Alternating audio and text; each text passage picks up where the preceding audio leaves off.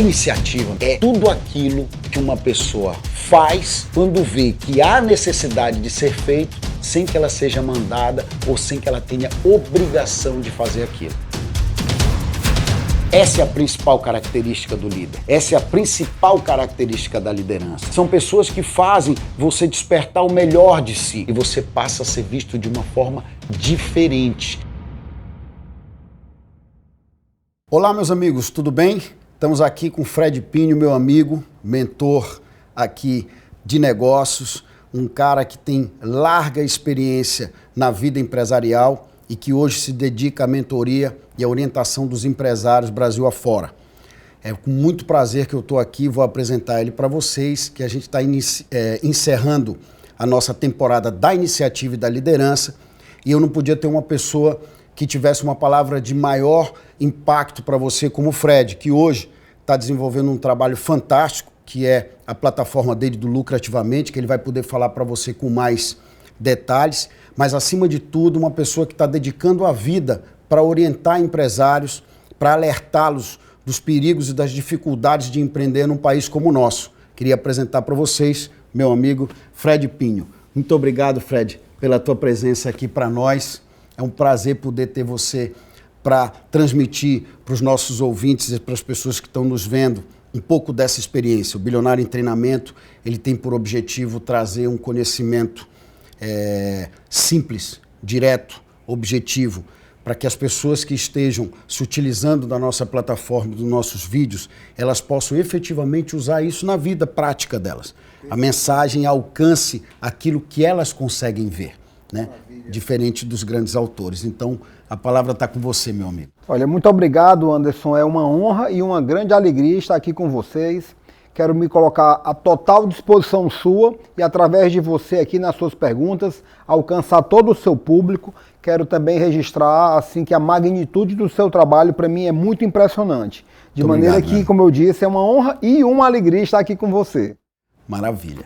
Então, deixa eu te dizer, a gente está encerrando a temporada da iniciativa e da liderança, que é muito importante, que eu faço questão sempre de colocar para quem nos vê, o quanto uma pessoa que possui iniciativa, ela está sempre um passo à frente das demais, porque ela tem sempre, vamos dizer assim, a favor dela uma dívida, mas uma dívida onde ela é credora de algo que ela fez sem obrigação, sem ter porquê, sem ter sido pago ou muito menos sem ter sido mandado aquilo a ser feito. Isso acaba sendo uma qualidade nata dos líderes, né? Que são as pessoas que primeiro chegam e são os últimos a ir embora. São aqueles que apagam a luz, são aqueles que não conseguem ver uma coisa errada na empresa sem se meterem, sem tomarem a iniciativa.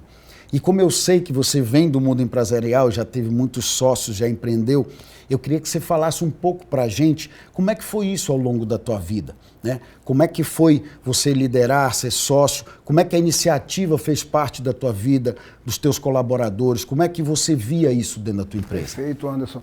Falando um pouco da minha história, talvez eu deva voltar o tempo atrás e chegar no momento em que eu tive a honra de ser presidente da Associação de Jovens Empresários aqui do estado. E naquele momento foi a primeira entidade que eu pude fazer parte e usufruir da condição privilegiada de conviver com outros empresários. E não existe como haver uma associação de jovens empresários que não coloque como tema principal a liderança.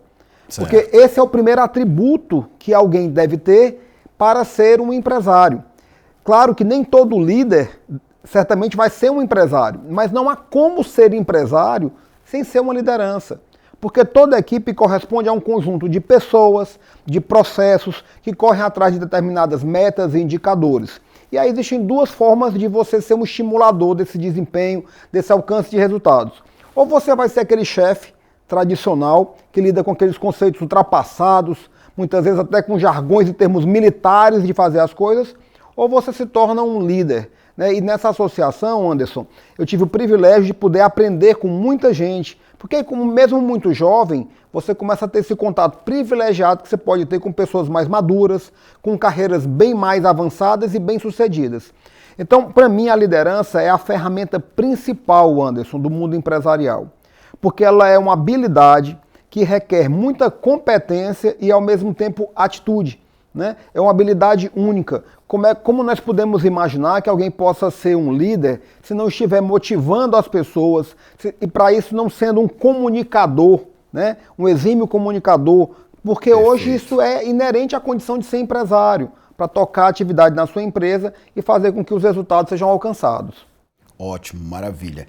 E diante desse comportamento, acabou que despertou em você esse entendimento, ou seja, através da Associação dos Jovens Empresários, você conseguiu enxergar essa dinâmica e conseguiu praticar nos teus negócios? Como é que foi o relacionamento do teu sócio? Havia um líder, vocês dividiam a liderança, dividiam as funções, como é que você lidava com isso no dia a dia nos teus negócios? Olha, interessante, porque quando eu recebi esse convite para ser presidente, ou coordenador geral, como nós chamamos, eu tinha uma sociedade na época e eu não aceitei, a princípio, o primeiro convite que me foi feito, porque eu sabia que eu não teria isso bem tratado entre eu e esse meu sócio. E eu tive essa percepção de que ele não entenderia bem a atenção que eu deveria dar, paralela à minha empresa com ele, a essa ação. Só que, Anderson, esse foi meu primeiro exercício de dar, de ter essa iniciativa que você tanto prega, que é algo brilhante. Porque quando você assume uma entidade empresarial, você não é remunerado por isso. É serviço. É serviço. E muita gente que é simplesmente focado no corporativo, no comprar-vender, olha e diz assim, cara, você está perdendo tempo com isso para quê? Né? É verdade. Então, aonde existe aprendizado, nunca se perde. E o tempo passa a ser um investimento. Né? E um investimento qualificado. Porque ali você tem a oportunidade de ouvir experiências dos seus pares. Anderson, é tão importante hoje para o empresário ele se aproximar dos seus pares, porque nós vivemos hoje num mundo em que as pessoas naturalmente se comparam muito. Isso está na casa do inevitável. Então, se é que você pode sofrer com esse ato de se comparar, que tal você trazer isso para a sua vida de maneira estruturada? Então, se você está do lado de pessoas, empresários, interage com eles, eles são pessoas em momentos parecidos da sua vida, você não vai aceitar um desempenho pior do que aquele que está do seu lado, porque você vai olhar para ele e vai dizer assim, eu também posso fazer isso, eu também posso ter esse desempenho, e isso é uma comparação que coloca todo o grupo para cima, né? Então eu tive essa oportunidade lá atrás, e como eu disse, a liderança é uma premissa básica do empresário e foi eleito desde o começo dessa Associação de Jovens Empresários como sendo uma ferramenta fundamental que deveria ser disseminada entre todos os associados. Então quando eu me tornei presidente, eu fui assim um propagador assim, quanto mais dessa ideia. Ferrenho mesmo, sabe, Anderson? Sim. Ferrenho. Então eu sou um apaixonado pela liderança. Eu gosto muito da ideia de pensar a liderança como algo empático, né? Porque o conceito da empatia, a percepção clara, ela está ficando cada vez mais clara hoje. Mas por muito tempo a ideia era assim, não, o líder tem que ser simpático. Ele tem que ser um cara que se comunica bem, isso é importante. Mas cobrar resultados nem sempre permite que você vá ser um cara agradável. Né? É Mas num ambiente onde existe empatia, em que você tem a condição de sentir a dor do outro, se posicionar do lado do outro, aí você pode cobrar e aquela pessoa, mesmo cobrada duramente, ela vai perceber naquilo ali uma cobrança justa. E as pessoas estão preparadas para receber uma cobrança dura, de uma maneira justa, de um bom líder. Mas da mesma maneira, se ela recebe essa mesma cobrança dura de alguém que não tem a mínima empatia, que não se posiciona do outro lado, que não é um apoiador da causa, aí ela rejeita. E quem perde com isso? A empresa. Né? Todo o conjunto da empresa perde muito com isso, não é verdade? É verdade. Então, eu concordo plenamente com o que você está falando e enxergo também que uma das coisas que, junto dessa empatia e junto desse movimento que o líder tem que ter, ele tem que ter um entusiasmo, porque quando você lidera e você realmente sente a dor dos teus liderados, você vai viver um pouco do momento do que eles estão vivendo. E depois daquilo, qual é o próximo passo? Ele tem que voltar para o game, né?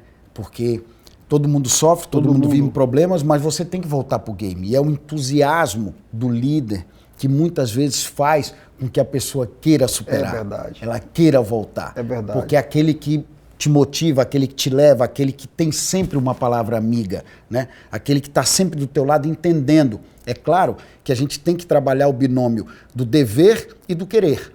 Muitas vezes a gente tem que fazer uma coisa, mas não quer fazê-lo. e é obrigado a fazê-lo. Às vezes a gente quer fazer uma coisa, mas não deve fazer. Então, vivendo esse binômio, quando o líder está do teu lado, isso, com entusiasmo, gera uma situação muito, muito positiva na empresa. Muito positivo. Eu concordo com você, Muito positivo. em gênero, número e grau. Então, assim, e dentro da tua experiência hoje, como é que você consegue ver uma empresa, como é que você enxerga a divisão hoje entre sócios numa sociedade hoje de micro, pequena e até média empresa no Brasil? A gente tem muitas empresas familiares, né? Isso é um fato, a gente sabe disso. Então, a liderança nas empresas familiares é um problema seríssimo. Né? O que tu tem para falar para a gente sobre isso? É assim, aonde existe, um ambiente onde prevalece a vaidade, fica complicado você constituir uma liderança legítima, e quem perde com isso é a empresa, porque aonde muitos mandam, não manda ninguém. Né? E a gente sabe que nós temos um perfil ainda cultural daquelas pessoas, a maior parte das pessoas que trabalham em empresas, os colaboradores, eles precisam ter muita clareza de quem é a liderança, porque caso contrário, eles param. Aonde se tem que tomar muitas decisões, a eficiência é baixa. Mas no sistema produtivo em que as pessoas sabem exatamente o que deve ser feito a tempo e a hora, se produz muito mais. Então, se você imagina um ambiente em que a pessoa não sabe quem manda exatamente, fica complicado que aquele colaborador possa discernir sobre o que ele deve fazer. Anderson, isso é tão curioso, olha, existem arranjos tão absurdos dentro dessa situação. Empresa familiar, quem é que manda, né? E muitos negócios bons acabam se tornando inviabilizados de dentro para fora. São empresas que, por não terem essa clareza, essa organização estruturada da sociedade, elas criam as crises internas, né? Porque prevalece a questão da vaidade, né? É o direito de propriedade que as pessoas sentem que se sobrepõe ao senso de utilidade do negócio. É o que eu costumo dizer de problema de dentro para dentro. Dentro para dentro, né? Fabricação de crise interna. Exato. Né? A gente se queixa tanto de crise no Brasil, né, Anderson? Nós, empresários, todo mundo temos historicamente, a nossa geração acabou assim, se acostumando ao fato de que o Brasil, colocamos muita culpa no nosso país e realmente nós temos muitos problemas aqui.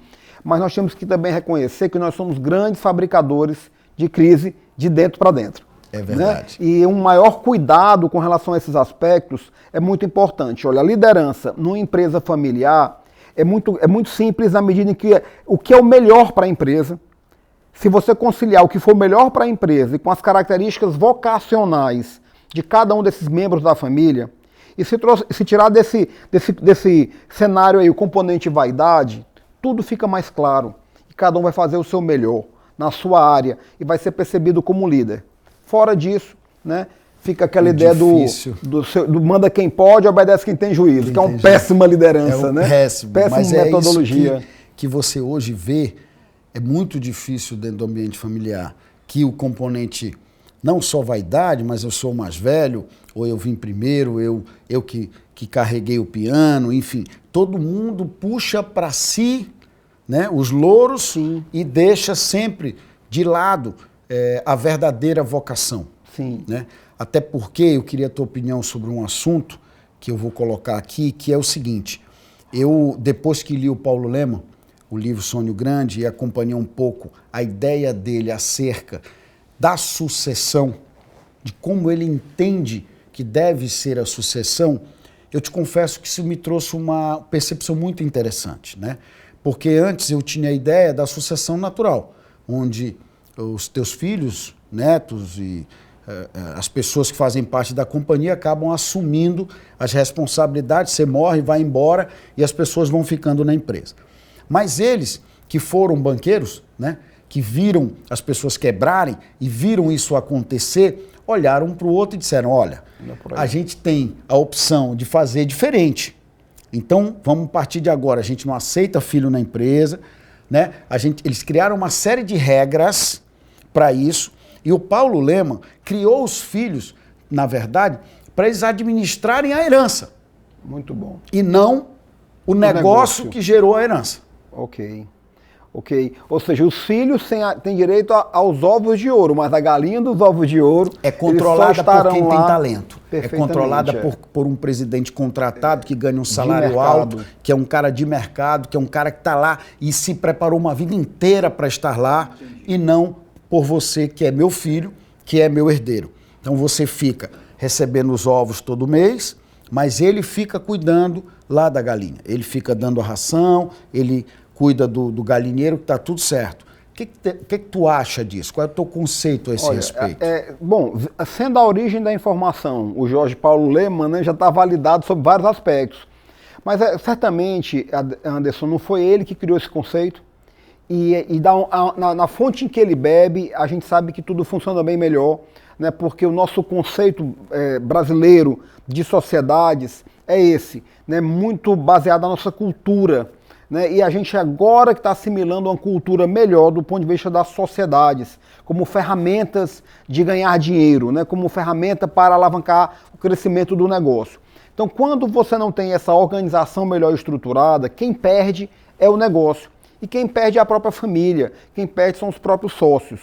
Então, na hora em que você profissionaliza a gestão, não tem porquê que na hora da sucessão o critério também dos indicadores, da performance, aí sim do histórico, do currículo, não prevaleça para ter as posições de comando. Né? Afinal de contas, de uma forma ou de outra, aquele herdeiro, se não obrigatoriamente ele é sucessor, ele vai ser beneficiado por tudo isso.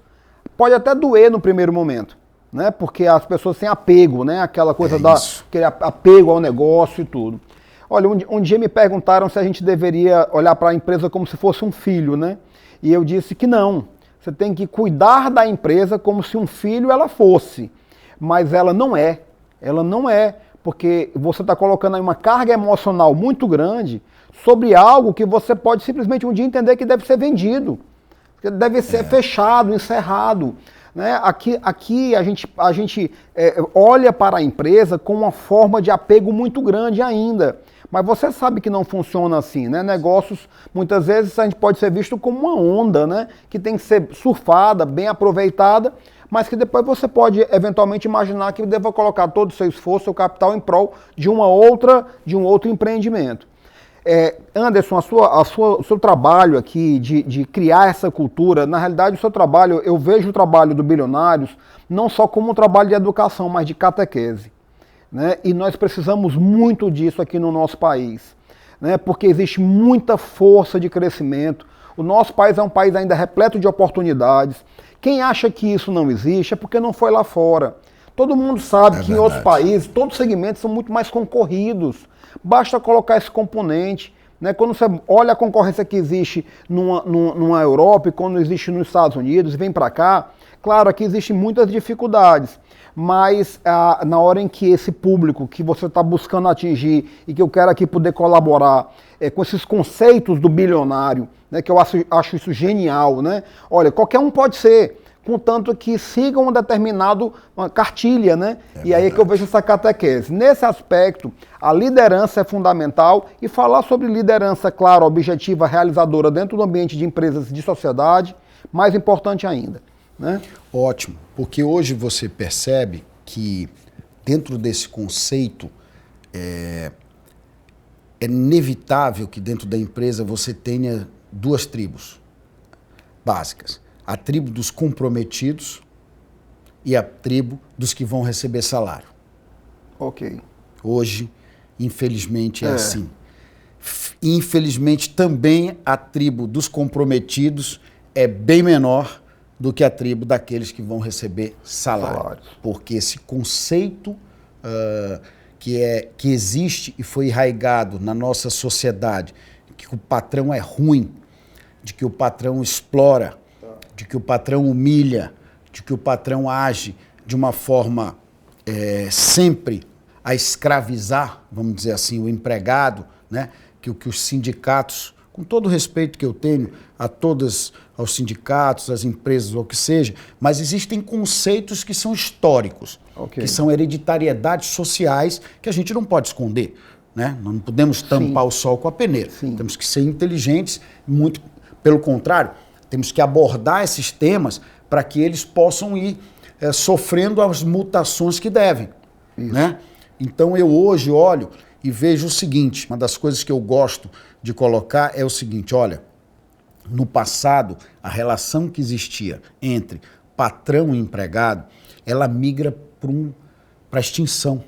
Isso não existe mais. À medida que a gente vai vivendo, o que está acontecendo hoje é um relacionamento de colaboração. Colaboração. E não mais de emprego, de dependência, que é a palavra correta no meu entendimento. Então hoje eu enxergo e procuro mostrar para as pessoas que se ela vai buscar um salário, ela está vendendo o tempo dela e o serviço dela para alguém.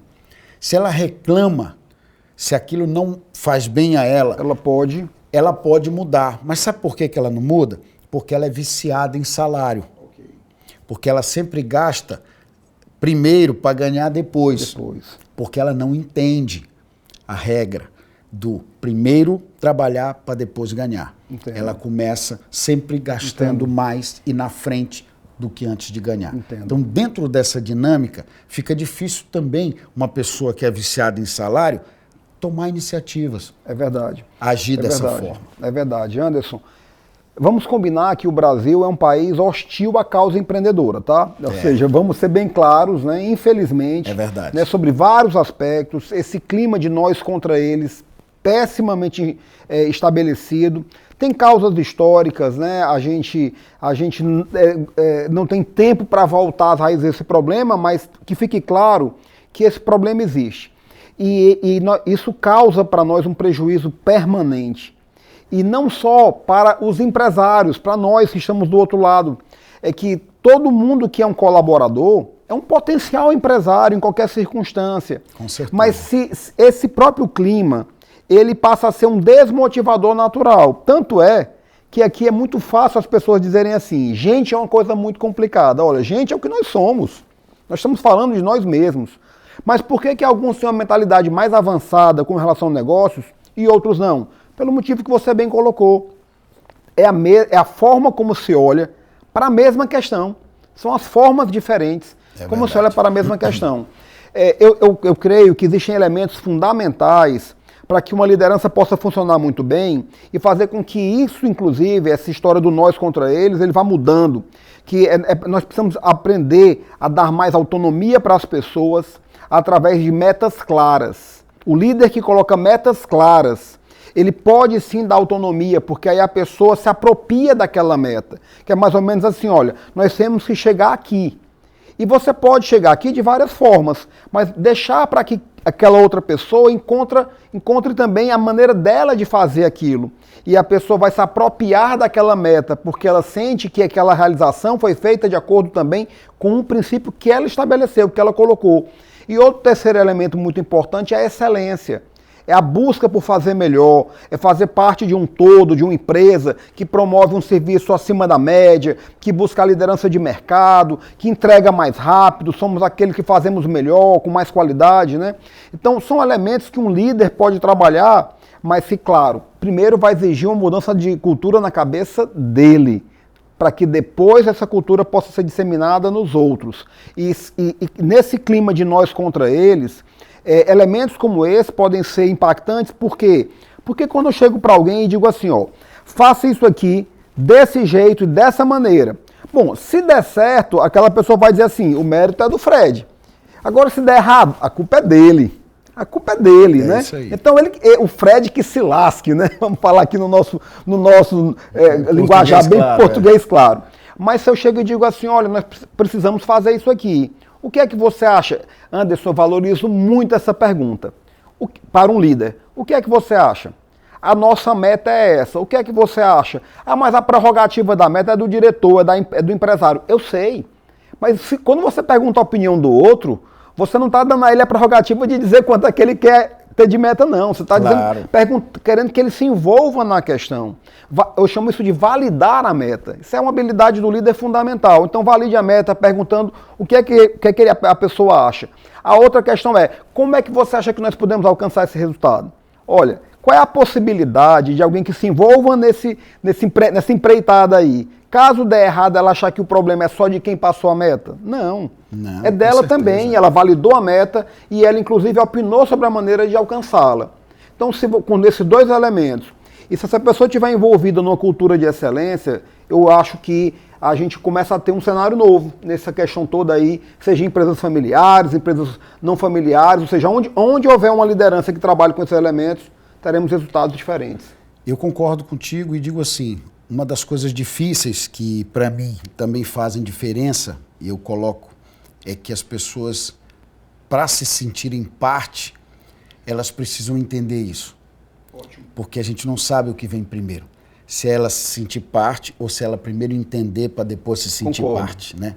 Porque tem sempre a objeção do chefe, do trabalho, do emprego e do conceito hereditário. Mas quando você começa com empresas como, que a gente, as mais famosas, Google e etc., eles são disruptivos nessa forma de trabalhar e tudo, mas você tem outras empresas que não estão nessa esfera, Sim. que não estão também nesse patamar mundial, mas que têm uma pegada bem diferente. As empresas de tecnologia, elas vieram para reformular esse relacionamento do trabalho.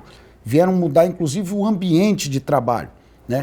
Entendendo que a criatividade ela pode surgir melhor num ambiente mais fluido do que num ambiente mais rigoroso, num ambiente mais exército, como você falou, num ambiente com muito mais regras e normas e hierarquia, que eu chamo de vertical. Por isso que eu adoro a comunicação horizontal. Eu acho que hoje as empresas, a pirâmide mudou, né? Aquela coisa da hierarquia feita dessa forma, eu acho que você tem um pouquinho aqui em cima e o resto é tudo um do lado do outro, né? Porque aí sim você consegue disseminar a cultura da liderança e da iniciativa e a pessoa se sente parte. E ela sabe que se uma das peças der errado, vai dar efeito no todo. Aí é exatamente o contrário do que você falou. Exatamente, ela diz, porra, a culpa foi minha. Foi minha. Né? Esse aqui não deu certo porque aquele dia eu faltei, ou porque eu não fiz, ou porque aconteceu. Então, esse comprometimento é muito difícil, de alcançar. Mas quando você alcança, meu amigo, você passa a ter uma equipe, você passa a ter um time, não só com pessoas muito comprometidas, mas com pessoas que começam a entender que o foco é a manutenção da empresa, que é a empresa que bota dinheiro no teu bolso, que é a empresa que você tem que tratar dessa forma para que ela tenha continuidade. Exatamente. Para que no final do mês ou no final do ano você tenha a possibilidade de receber teus bônus. Exatamente. Né? Que você se sinta feliz em ser ou líder ou liderado. De qualquer maneira, você faz parte do todo. Exatamente. E eu vou te dizer uma coisa, para concluir esse ponto que eu acho muito interessante. As pessoas têm uma ideia errada da liderança, Fred. As pessoas acham, elas veem a liderança sob as lentes da câmera de Hollywood, né? Sob as lentes dos filmes e das séries e dos livros que procuram transparecer que a vida do líder é uma beleza, que ele tem poucas obrigações e poucas responsabilidades. Mas nós sabemos que a verdade é completamente diferente. E eu procuro levar isso para as pessoas entenderem. Muito bem, Anderson, muito que bom. A liderança ela é um serviço. A liderança ela é um fardo. Muito antes de ser uma bênção, ela é um fardo. Sim. Ela é um caminho muito mais árduo para aquele que ou é eleito pelos seus liderados, ou se propõe àquela atividade e tem a anuência dos demais. Tanto num jeito quanto no outro, o que a pessoa absorve é sempre muito mais do que os outros. Se tudo der certo, o mérito é de todos. Legal. Se tudo der errado, é o líder que no final, servidor, puxa para ele a responsabilidade de tudo. Muito legal, Anderson. Olha, você colocou antes a palavra entusiasmo, né? Que significa ter Deus dentro de si. Entusiasmo não é pouca coisa, né? Isso aí. Estar entusiasmado é ter Deus dentro de si. E quando você coloca a respeito da questão da forma como as pessoas olham as suas atividades, os seus trabalhos, Anderson, é muito importante que a gente traga o conceito de honra para dentro do ambiente empresarial. Essa regra aí áurea, né, que você tão bem coloca, honrar aquilo que recebeu. Isso também é um raciocínio cristão, né, um sentimento, um fundamento cristão. Com certeza. Né? Agora, eu sempre digo que a gente tem uma coisa interessante assim, cuidado com o que você pede, porque você pode receber. Né? Isso é uma indagação que mostra o seguinte, a gente nunca sabe o que é que está por trás dos nossos reais objetivos. Então, quando você busca a liderança, E aí você olha pelas lentes de Hollywood, né? Existe o palco. Mas, gente, nenhum palco corresponde realmente aos bastidores. Né? Preparem-se para entender ou vivenciar que palco e bastidor não é a mesma coisa. E no caso da liderança, toda liderança ela é isolacionista. Quanto mais você sobe, menos você vai ter pessoas do seu lado. Eu tive agora a oportunidade de participar de um momento numa empresa interessantíssimo, como está sendo difundida a ideia da mentoria, porque ela casa exatamente com isso, Anderson. É aquele conselheiro, é aquele decididor, aquele amadurecimento de decisões do empresário, que ele não tendo com quem fazer, ele pode buscar isso na mentoria. Com certeza. Principalmente a mentoria empresarial, que pode ser prestada em vários níveis, né? Em vários momentos daquela empresa.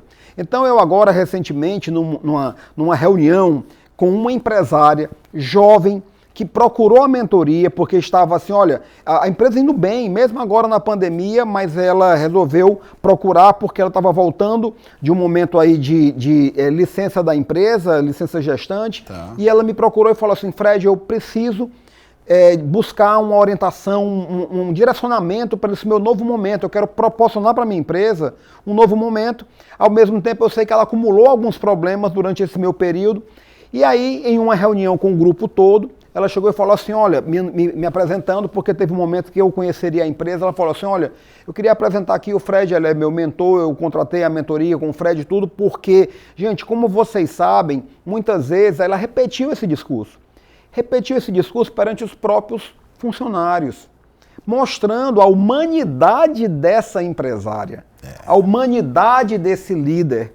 Então é isso, Anderson, na medida em que um líder, ele também deixa transparecer a sua humanidade perante o seu grupo, aí ele passa a ganhar a empatia do grupo também.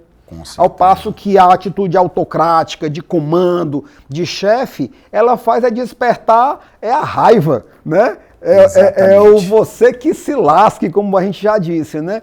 Então, a decisão de ser uma liderança empática, né? Não carismática, mas empática, ela é uma decisão do líder. Assim como também ele vai sensibilizar o grupo a valorizar mais a própria liderança dele. É isso que eu acredito. O que você vê é o seguinte, eu tenho uma metáfora que eu gosto muito da liderança, que eu digo o seguinte, as pessoas que não sabem o que é ser líder, são as pessoas que querem mudar para uma cidade que elas só foram de férias. Opa! Aí tudo é uma maravilha, entendeu? Né? Então as pessoas que querem ser líderes e não conhecem a liderança, são exatamente essas pessoas. São as pessoas que vão de férias para os Estados Unidos, para a Europa, para uma cidade, ficam encantadas com a cidade e de repente resolvem morar na cidade. Elas não têm a menor ideia do que é morar naquela cidade, elas não têm a menor ideia de como é conviver com as pessoas naquela cidade, elas não têm a menor ideia como se faz amigos naquelas cidades e assim sucessivamente. Mas aquela primeira impressão, aquele primeiro sentimento que você teve, quando na verdade você que estava de folga, é você que estava desprendido das suas amarras e que fez com que o teu sentimento brotasse. Mas se você tivesse ali numa outra condição, você enxergaria aquilo de uma outra maneira. Então o líder de verdade, a pessoa que exerce a atividade de líder, na verdade, no meu entendimento, ele tem muito mais vocação para lidar com pessoas do que efetivamente o conhecimento técnico e ser o bam e o melhor do grupo. Perfeito. Para mim, o líder não necessariamente é o que é mais inteligente, mas é o que tem mais bom senso, é o que sabe melhor lidar com pessoas, porque no fim do dia, um líder ele tem que estar constantemente, vamos dizer assim, no DP, ele tem que estar constantemente nos recursos humanos, ele está constantemente em contato com pessoas. E as pessoas trazem. Se ele é um líder empático, ele está mais próximo ainda. Se ele não é um líder tão empático, ele não tem também como estar tão longe, porque as decisões acabam migrando de relatórios, as decisões acabam migrando de comportamentos que foram repassados para ele. Então, eu costumo sempre alertar isso. Não é nenhum demérito você ser um liderado, ok? Nenhum. Porque nem todos nascemos para ser líderes. Ok? O que é um demérito é você sair de casa em busca de salário. E isso é uma coisa que eu não vou me conformar nunca. E que eu vou passar a minha vida inteira alertando as pessoas. Porque a gente não nasceu com salário. A gente nasce na vida e ninguém ganha salário. Você nasce, teu pai te cria, você vai para a escola, ou o que quer que seja, e você vai buscar o teu salário para quê? Para pagar tuas contas. Ok? Então, alguém te ensinou, alguém disse, ó, você tem que arrumar um emprego, porque é arrumando um emprego que paga essas contas. Mas você já parou para pensar quem foi que disse isso? Talvez tenha sido o dono da empresa, né? É provável. Pois é. Então, o que eu olho para o cara e digo? O seguinte, uma coisa é tu ir lá, fazer teu serviço, receber tua remuneração, tu vender, mas tu ter do lado de cá a tua meta, o teu objetivo de buscar a tua liberdade é alcançar aquilo que você quer. Outra coisa é você começar a usar aquilo ali como uma armadilha contra você, porque você utiliza o teu salário como a âncora que não te permite dar o segundo passo, porque você está sempre endividado e quando você enxerga que a perda daquilo vai simplesmente ser um caos na tua vida, você se subjuga a isso. Tá. As pessoas não entendem que isso é uma grande armadilha. Ok. Né? E claro que vem os medos, vem o medo de você perder o emprego, vem o medo de perder N outras coisas e tudo isso acaba te aprisionando numa coisa chamada salário. Por isso que os meus colaboradores, as pessoas que eu lidero, porque dentro da minha instituição, na grande maioria dos meus papéis eu sou líder, né? E dessas pessoas eu trago sempre comigo 3 coisas que para mim são importantes. Primeiro, a minha porta é sempre aberta, irmão. Eu nunca tenho portas fechadas. O máximo eu estou ali numa reunião, você tem que esperar um pouquinho, você volta em seguida. Mas a porta está sempre aberta. 2, se você se acha empregado, você não tem que trabalhar comigo, você tem que trabalhar em outro lugar. Mas se você acha que você faz parte do time e é um colaborador, sim, aí é comigo que você tem que trabalhar. Esse conceito é difundido comigo desde sempre. E o último conceito é o conceito do que eu chamo de seguro contra furto, que é distribuir lucro, que é você fazer a pessoa chegar no fim do exercício e olhar e dizer, não, valeu a pena. Valeu a pena. Né? Eu me matei, eu dei, eu segui, eu fiz, eu aconteci, mas no final, além do que eu recebi mensalmente pela minha colaboração, eu recebi aqui a minha parte no todo. Eu recebi aqui o quanto a minha colaboração fez diferença na empresa, no resultado da empresa. Sem essa concepção, é difícil ele se sentir parte do jogo. Ele sempre se sente de lado. Ele acha que no final os louros e os méritos podem até vir para ele, mas não se transformam em dinheiro. Quando isso acontece, provavelmente, na grande maioria das vezes, a pessoa, você, claro, vai separando o joio do trigo, mas a pessoa vai começando a realmente se sentir parte. Ela vai começando a assumir responsabilidades, vai tendo iniciativas de fazer o que ela não fazia, porque ela vê que o vizinho aqui está vacilando, ela puxa o serviço, vai e faz, ela fica até um pouco mais tarde, ou seja, ela anda uma milha a mais, ela trabalha mais do que aquilo que ela é paga, e esse processo faz sempre com que ela fique credora, Fred. Sensacional. Ana. Ela sempre será credora. Sensacional. As pessoas não entendem, o cara acha, mas eu não ganhei hora extra, trabalhei até tarde, aquele cara é um FDP, aquele cara disso, aquilo. Gente, o resultado é para ti. Não é para a empresa, não. O primeiro resultado é para ti. Olha aí. A primeira pessoa que ouve o que tu fala é você. Então, meu amigo, quando tu trabalhou 1 hora a mais, quando tu fez aquilo a mais, quando tu não fez aquilo para mostrar para ninguém no celular, embaixo de um livro, quando tu fez aquilo efetivamente porque você se sentiu engajado e responsável por entregar aquilo ali, naquele momento você ficou credor. Em alguma hora você vai receber isso. Entendo demais. Pode ser no teu salário, pode ser numa nova oferta de emprego, pode ser numa promoção, porque a gente, e tem um ditado aqui que a gente fala muito, né, que só é lembrado quem é visto, né? Ok. Então, na verdade, essas atitudes, elas são vistas por quem faz a diferença e não pelo teu vizinho. O chefe sabe quem chega primeiro e sai por último. Sabe, sim. Quem não sabe é o cara que está do lado, que saiu mais cedo e chegou mais tarde. E se incomoda com isso. Isso. Então, esse comportamento, na verdade, ele acaba sempre se revertendo para você. É verdade. Ou por um conhecimento adicional, ou por um bônus a mais, ou por uma promoção, ou por um cargo de chefia. Por quê? Porque você mostra para ele que você é confiável e você é comprometido. O resto é resto. Anderson, eu creio que existe alguns posicionamentos muito claros para mim por parte de quem está nessa condição hoje de colaborador. Ou você tem uma cultura, tá certo, de excelência, ou uma cultura mediana ou de mediocridade. E eu defino isso da seguinte maneira: qualquer pessoa que for um garoto, digamos que seja dada a ele a condição de ter autonomia para escolher o seu colégio, um garoto, e ele chegar num colégio e perguntar assim, olha, qual é a nota desse colégio para se passar? Não, aqui a nota é 7. Ele pode dizer assim, ok, então vou olhar aqui o outro colégio porque lá me disseram que a nota é 6. Então ele quer focar naquele colégio que é 6 porque lá ele vai ser mediano, com 6 ele passa. Eu não posso dizer que isso esteja errado. Isso pode fazer mal àquela pessoa. Mas errado ele não está. Porque a regra é, se é 6 eu vou tirar 6. Não quero ir para o colégio de 7 porque 7 é mais difícil do que 6.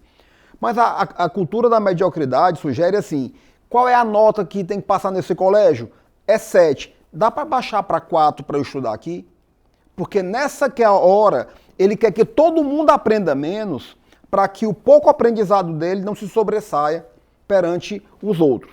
Agora, diferente desses dois, do errado que seria a cultura da mediocridade, do razoável que seria o mediano, existe a da excelência, que é o que é que eu posso fazer a mais. Peraí, é 7, mas eu vou querer tirar 10 mesmo, porque isso vai me colocar numa condição privilegiada para o futuro, para concorrer, ou seja, eu quero ir além, né?